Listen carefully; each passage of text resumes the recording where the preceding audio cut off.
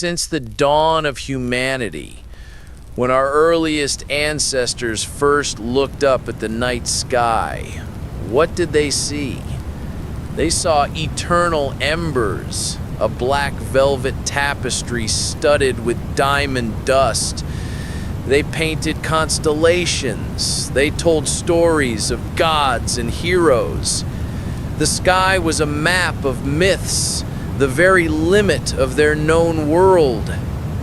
But then we began to understand. Galileo's telescope showed us that those embers were other worlds. Newton's equations told us they moved according to laws we could comprehend. And then in the 20th century, Edwin Hubble revealed a truth that changed everything. Our Milky Way was not the entire universe.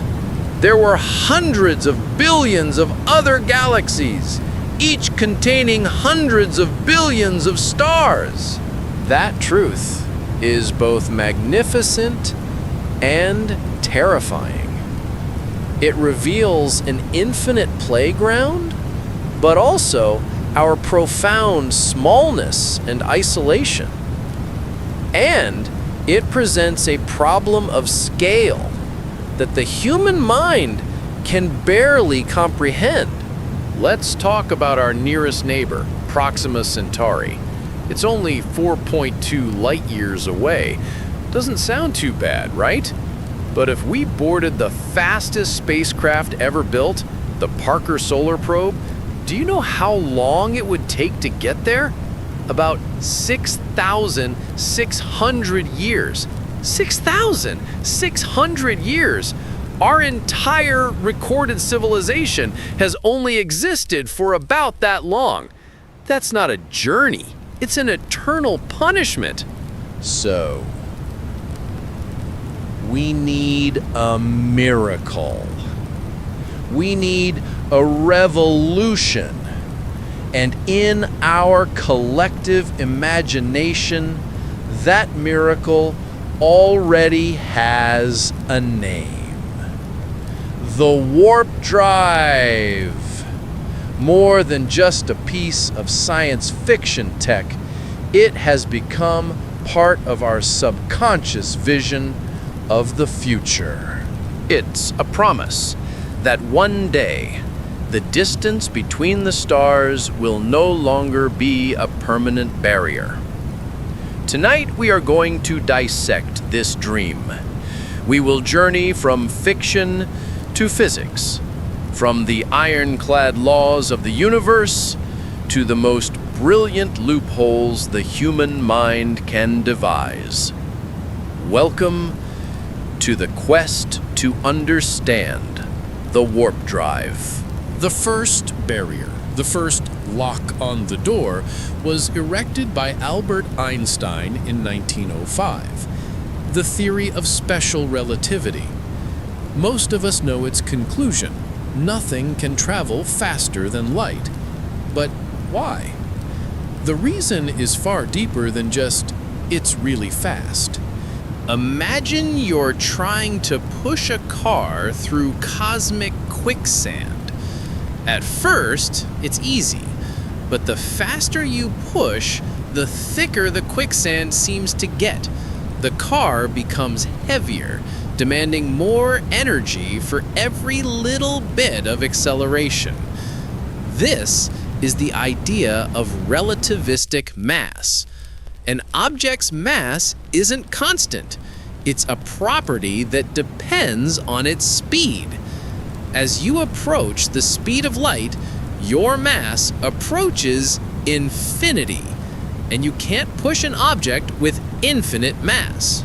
But that's only half the story. The real reason, the deepest, most mind-bending reason why the speed of light is the ultimate limit isn't about energy. It's about order. Light is how the universe transmits information. It is the speed of causality. A cause must always come before its effect. I speak, then you hear. The button is pushed, then the bomb explodes. The arrow of time flies in one irreversible direction. Now, imagine you have a faster-than-light ship. You could fly from point B back to point A faster than the message that point A sent in the first place. What happens? You could arrive at A and tell your past self, don't send that message. But if you never sent the message, your future self would have had no reason to fly back and warn you. We create a paradoxical loop that shatters the logic of the universe. It's the grandfather paradox, but with information. So, the speed of light isn't just a speed limit. It's a firewall protecting the causal fabric of reality. To break it isn't just to go fast, it's to break time itself. An idea both thrilling and horrifying. Clearly, a head-on assault is suicide. We need a workaround. And luckily, Einstein himself gave us the map to find one. If special relativity is the traffic law on a flat road, then general relativity is the rule book that tells us we can bend, stretch, and even create new roads entirely. It says that space-time is not a stage, it is a lead actor. Matter tells space-time how it curve, and curved space-time tells matter how to move. And this is where Miguel Alcubierre enters the story. He didn't try to break the speed limit on the road, he proposed moving the road itself. Let's look closely at this machine. It's not an engine in the traditional sense. It's a geometry-altering machine. It does two things at once. In front of the ship, it creates a region of powerful gravity, causing space-time to contract. Behind the ship, it does the exact opposite, creating a region of anti-gravity, causing space-time to expand. Let's use another analogy. Imagine you're in an elevator. You aren't running up the floors, you're just standing still. But the elevator car itself is what carries you upward. Our ship is the person in the elevator.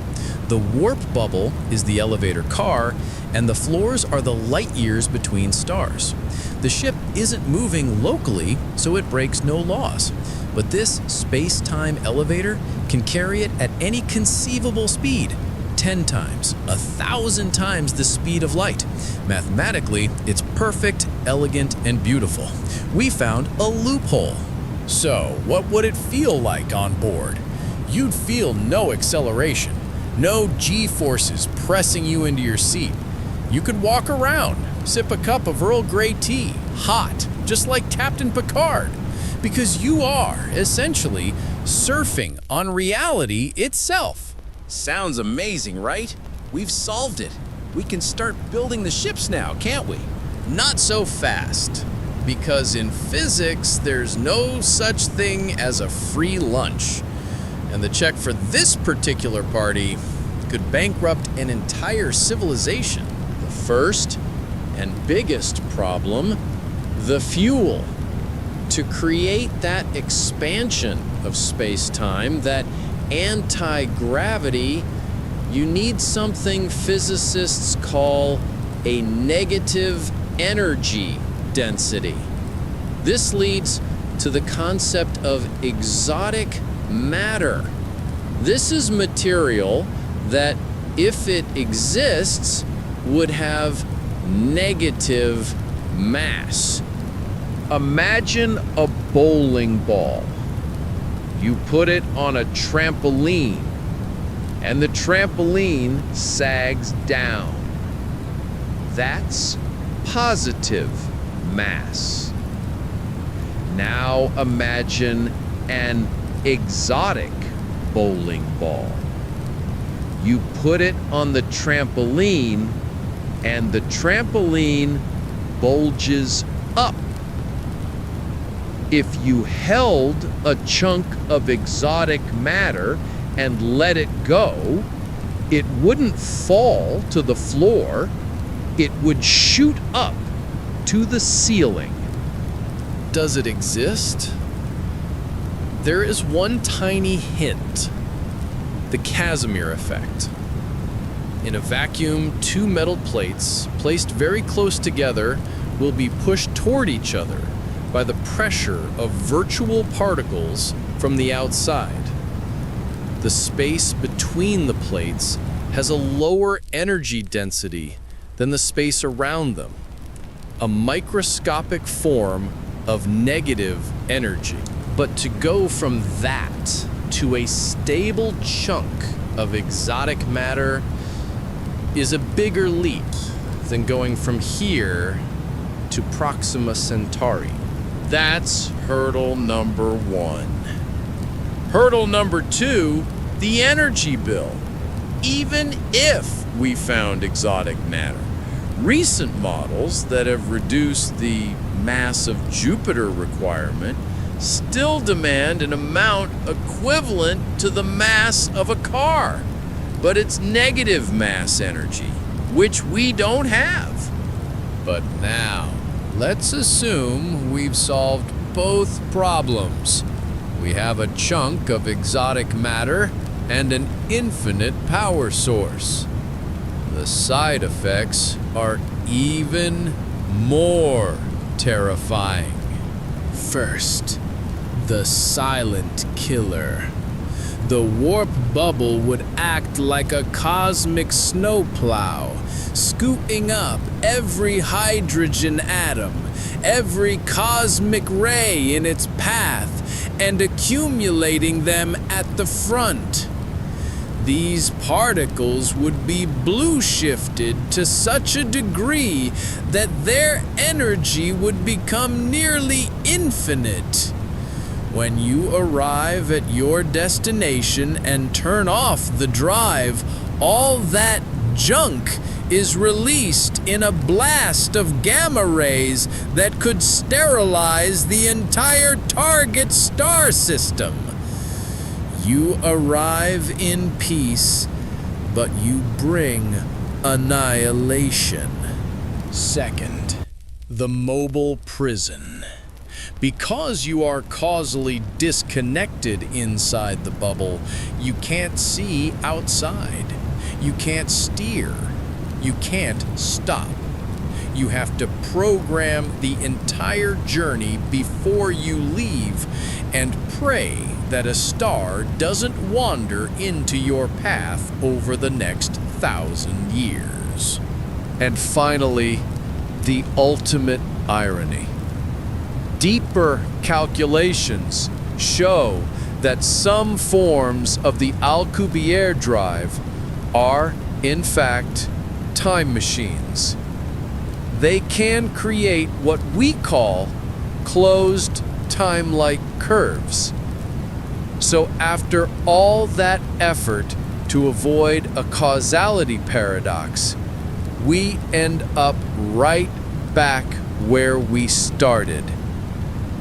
We built a brilliant workaround, only to find it leads directly to the paradoxical room we tried to escape.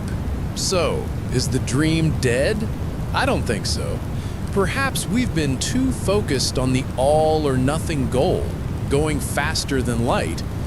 But what if we looked at this technology as a toolkit instead of a single solution?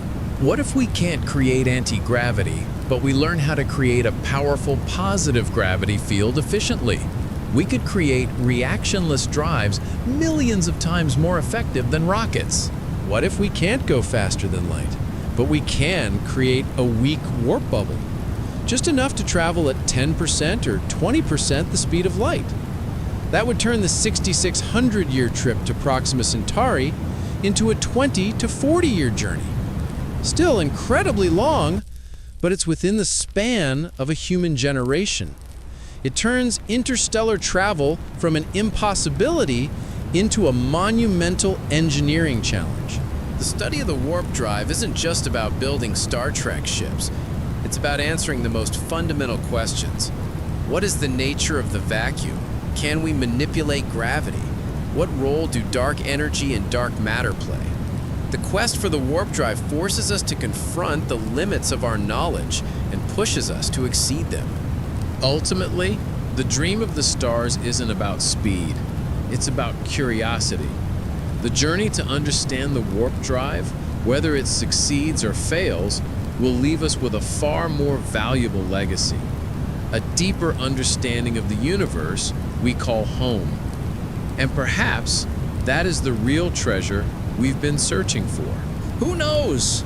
Maybe right here in this very room, there is the next Miguel Alcubierre, the next Albert Einstein, who will hear these ideas and think, they got one thing wrong, and I know how to fix it. And that is when the future truly begins. Thank you very much.